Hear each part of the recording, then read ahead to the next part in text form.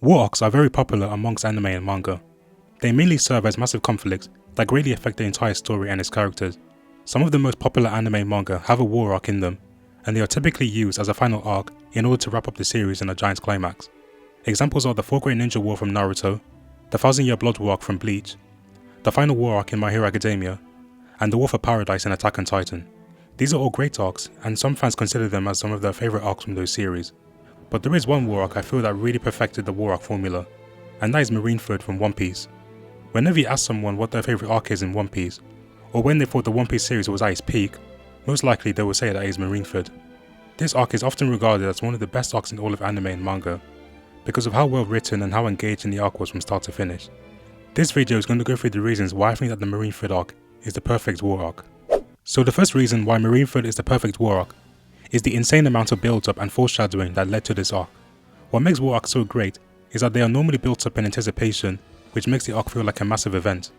And I don't think any other war arc was built up as much as Marineford. The first thing that really set up the Paramount War was the first introduction of Ace. When Ace saw Luffy in Alabasta, he stated that he was looking for Blackbeard because he couldn't forgive him for killing his crewmate for the Yummy Yummy Devil Fruit. He gives Luffy his Viva card, and although it seemed like it was just a normal piece of paper, Ace said that the Viva card was something very important and that it will bring him and Luffy together one day. So from the Alabasta arc with the introduction of Ace, this has already planted the seeds to what's to come in the future. And we get even more built up towards this with the conversation between Whitebeard and Shanks. Shanks tells Whitebeard to stop Ace from trying to go after Blackbeard because he knew that nothing good was going to come out of this. He talks about the fact that the scar that Blackbeard left behind on his left eye still itches him to this day, and how Blackbeard is very bad news.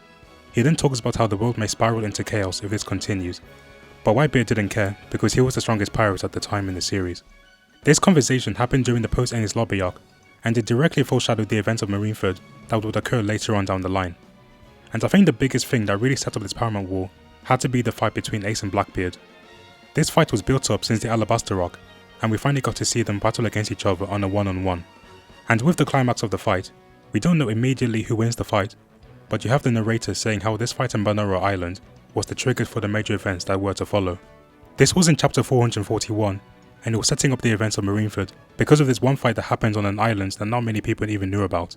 You also have the fact that during the Marineford arc, you had the 7 warlords, the Marines, and the Whitebeard pirates all going to war against each other.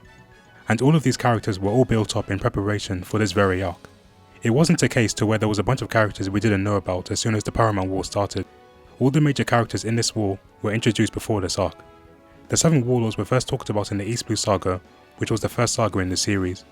We saw how strong Mihawk was in his fight against Zoro at Baratie, and we saw a glimpse of what the world's strongest swordsman was capable of. Doflamingo and Kuma were introduced during the Jai arc. We saw Gecko Mori in Thriller Bark, and we see more of Kuma at the end of that arc as well. Jinbei was first name dropped at Arlong Park, and it's not until Impel Down where he plays an important role in helping Luffy rescue Ace. Boa Hancock also played an important role in helping Luffy rescue Ace by sneaking him into the Impel Down prison, and she even helps him on the battlefield a couple of times. And with Crocodile, he was the main antagonist of the Alabasta saga, and he was one of the 7 warlords at the time, but even though he had his title revoked, he was still a major character in Marineford. So ever since we heard about the 7 warlords of the sea, over time we were introduced to each of them until finally at Marineford, they all came together and played huge roles in the battlefield. The same happened with the 3 admirals and some of the other marines who Luffy has encountered. The first admiral we were introduced to was Aokiji, and that was at the end of Long Ring Longland, and we saw just how powerful he was when he faced the Straw Hats. This showed just how far the power gap was between Luffy and the admirals from the marines.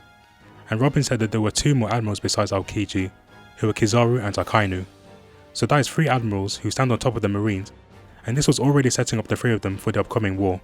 We then get to see Kizaru at Sabo Odi, after Luffy punched the Celestial Dragon, and just like with Aokiji, the Straw Hats were completely powerless against him because of his low gear Devil Fruit powers. And although we were first fully introduced to Akainu in Marineford, he actually made his first appearance in Robin's flashback during the obstacle of Ohara when he was still a Vice Admiral. He was the man who destroyed the ship that had the innocent citizens of Ohara because he was very cautious about there being any researchers that may have snuck onto the ship. This scene alone should tell you about the type of character Akainu is and how he values absolute justice above all else. We also get to see Smoker, Tashigi, Hina and Garp in his war as well, and they were all introduced before the war began. Smoker and Luffy had a bit of a small rivalry going on at the beginning of the series, where Smoker would always try to capture Luffy, and this carried on in Alabasta as well. so it was great to see them have another confrontation during the war, even though it was quite short. We also knew about Garp being Luffy's grandfather in Enies Lobby, and how he took care of him and Ace for a short time. So it was very emotional to see the inner conflict within Garp's head on whether he should let Ace be executed for the sake of the Marines, or if he should save him instead, because he still saw Ace like a grandson.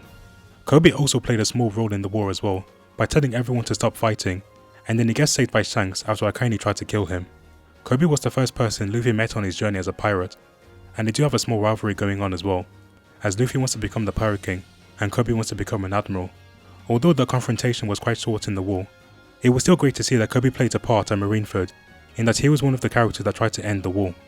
Even characters like Buggy and Mr. Free, who were previous enemies of Luffy, they played roles in the war arc as well. And with the Whitebeard pirates, they were also introduced in the series way before Marineford started. Whitebeard was currently the strongest pirate in the world, after the death of Goldie Roger, and once we heard about the news about Ace's execution, we knew that the Whitebeard pirates were going to declare war against the Navy. And in Sabaody, you had characters talking about how the Whitebeard pirates are definitely going to attack the Navy in order to rescue Ace. This was all a huge setup to the event of Marineford, where we see the strongest pirate crew in the world go up against the world government itself in a huge war. And during the war, we got to see just how strong Whitebeard really was, and why he was regarded as one of the strongest pirates who ever lived. Marco the Phoenix and Jozu also get some time to shine in the fight, as the commanders of the Whitebeard pirates, and we see them display some great feats in the war, such as Diamond Jozu blocking an attack from Mihawk, and Marco keeping up with Kizaru, and we already saw just how strong Kizaru was in Sabaody, so it was impressive to see Marco keep up with him. We even had the appearance of Shanks at the end, where he steps in to end the war.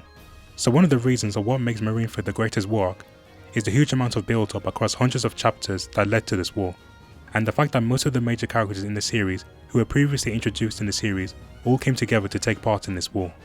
The next reason why I think Marineford is a perfect war arc is how it caused a massive impact on the series and its characters moving forward. When you look at the most popular war arcs from other anime series, most of, if not all of them, tend to be final arcs of those respective series. They serve as the final battle that concludes the story, so we don't really get to see too much of the after effects of the war, because the series will have come to an end. But with Marineford, it was different. It served as the final arc for the pre-timeskip portion of the One Piece series, which was about less than halfway throughout the series in total, and the events that took place in this war had major effects in the post-timeskip of One Piece. This means that we get to see how much of an impact the Paramount War had, and this made the war arc much more important than it already was. Marineford ended in the deaths of Ace and Whitebeard, which was something that shocked the entire world, because Whitebeard was one of the 4 emperors for a long time, and he had so much influence and territory in the New World. Because he had so much territory, other pirates didn't dare to approach the islands that were under Whitebeard's territory. But after his death, he no longer has any influence, and this led to a lot of pirates attacking those islands that were under his territory. Fishman Island was one of the islands that was protected by Whitebeard because of Whitebeard's friendship with the king, but now it's Big Mom that took over the territory, and the fishermen had to pay tribute every month by giving her sweets. It was because of this plot point that Luffy became one of Big Mom's enemies, because he ate all of her sweets. And because of Whitebeard's death, this meant there were only 3 remaining emperors of the sea, and this tipped the balance of the power in the world for a short time, before Blackbeard became the new emperor that replaced Whitebeard. And we see that Blackbeard now has 2 Devil Fruit powers, and he became one of the most infamous pirates in the series because of his accomplishments during the war. This made Blackbeard an even bigger threat for Luffy to face when they eventually face off against each other. And also, with the death of Whitebeard, his final words were, "The One Piece is real." Those words alone carried so much weight because it eliminated any doubts that people might have had about the existence of the One Piece treasure. And because of that, Whitebeard kicked off a new era for pirates, similar to how Goldie Roger kicked off the Great Pirate era after he was executed. So although the Marines won the battle, there was still a massive increase in piracy over the 2 years because of Whitebeard's final words. The warlord system was also greatly affected by the events of the Paramount War as well. Blackbeard only used his position as a warlord so he can recruit the prisoners from Impel Down to expand his crew, but once he became a Yonko, he left the warlords. Jinbei also left the warlords after he was thrown into prison for refusing to participate in fighting against Whitebeard, but instead he helped Luffy in trying to stop Ace's execution. Crocodile was already kicked out of the warlords after Alabasta, but during the Summer War Saga, he broke out of Impel Down, and after the event of the war, he was now a free man alongside Mr. One. Gecko Moria also left the warlords after a failed assassination attempt by Doflamingo on the world government's orders. So by the end of the war, the members of the 7 warlords were cut in half, and only Doflamingo, Kuma, Hancock and Mihawk remained.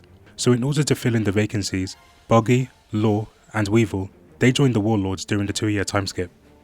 And with the Marines, there was also a change in its structure and personnel. Sengoku retired from being a fleet admiral, and he proposed that Aokiji should be the next fleet admiral, but the dignitaries within the royal government wanted Akainu to instead become the next fleet admiral. And it was this disagreement between them that led to them both fighting for the fleet admiral position, which lasted 10 days. This fight also caused a massive change in the environment within Punk Hazard in the New World. Akainu became the new fleet admiral, and Aokiji left the navy, leaving Kizaru as the only admiral left out of the original trio from the war. But then Fujitora and Greenball, they were the latest additions to the admirals, with Fujitora especially becoming a very important character in Dressrosa, and he was also the main driving force for the abolition of the Seven Warlord system. And lastly, Ace's death was also very important for the One Piece series moving forward. Because Ace died, Luffy was close to giving up and being the king of the pirates, but then it was Jinbei who made him realise that he still has his crewmates. So this inspired Luffy to train harder for the next 2 years with Rayleigh before reuniting with his crewmates. Because Luffy failed to save Ace, he blamed his own powerlessness because on the battlefield at Marineford, Luffy was severely outclassed by a lot of the characters who took part in the war. So this motivated him and his crewmates to train during those 2 years to become a stronger pirate crew that is ready to embark in the new world. Sabo regained his memories after he read the newspaper about Ace's death, and this led to the plotline of him gaining Ace's Devil Fruit in Dressrosa, and Sabo became one of the more important characters in the post-timeskip of One Piece. So the war at Marineford had a global impact on the world of One Piece by creating new plotlines for the post-timeskip, opening up a new era for pirates, caused changes to the three powers of the world, that being the Yonko, the Seven Warlords and the Marines, and it also forced characters like Luffy and the Straw Hats to train and become a stronger pirate crew for the timeskip. The last reason for the Marineford arc being the greatest war arc is the overwhelming emotional stakes that are shown in this arc. Even though this war was between the Whitebeard pirates and the Marines, it's also a very personal battle for Luffy, the main character. Most war arcs tend to be less personal, but instead involve the main cast and them having their time to shine against the villains.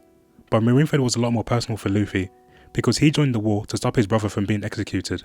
Just before the war began, Luffy lost his whole crew in Sabo Odi, and he didn't even know if they were dead or alive, and then he finds out that his own brother is going to be executed, so this was something that Luffy had to try and stop. But he was on his own at the beginning, so he had to gain new allies to help him along the way. Ace's execution served as like a ticking time bomb throughout Marineford, because the Marines planned to kill him at a certain time, so Luffy had to try and reach him before the time of his execution, and this only increased the stakes and the overall tension of the arc. We also get the backstory between Ace and Whitebeard as well, showing their father-son relationship, and this makes you want to see the Whitebeard pirates succeed in saving Ace. Garp was also one of the more emotional pieces in that arc as well, because of how conflicted he was, between wishing that Ace would get saved or that he should get executed for the sake of the Marines. And Garp also couldn't bring himself to take down Luffy, his own grandson, showing that he is a family man before he is a Marine. But the biggest emotional piece in this arc has to be Luffy failing to rescue Ace successfully.